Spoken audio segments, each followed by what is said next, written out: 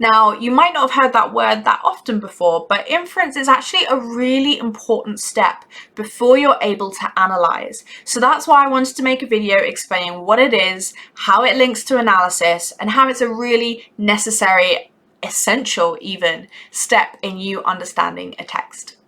Let's go. Before we go over what inference means, we need to understand the difference between explicit and implicit language.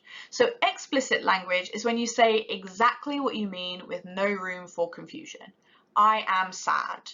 I am happy. I am walking up the stairs. I am Groot. Implicit language is where there is absolutely room for interpretation because you're only suggesting at what you mean. You're not outright saying it.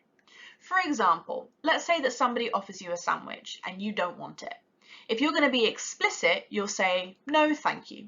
You don't want the sandwich. If you're being implicit, you'll say, I already ate.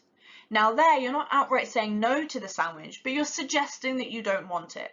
I then have to hear you say, I already ate the sandwich, figure out that means that you're probably full, you're not hungry, and therefore you do not want the sandwich. That act of me trying to figure out what you've got to say is inference. Inference is the noun. If you're talking about you doing inference, then you would use the verb infer.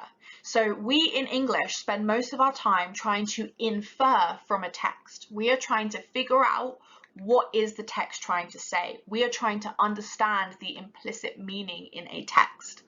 The reason that this is such an important step before analysis is because if you're going to be able to break down how meaning is created, you first have to figure out what the meaning is, and that's where inference comes in. So step 1, figure out what the meaning is, infer meaning. Step 2, analyze how that meaning is created. And if you're not sure what analysis is, then you can just check out my other video where I go through what analysis is too.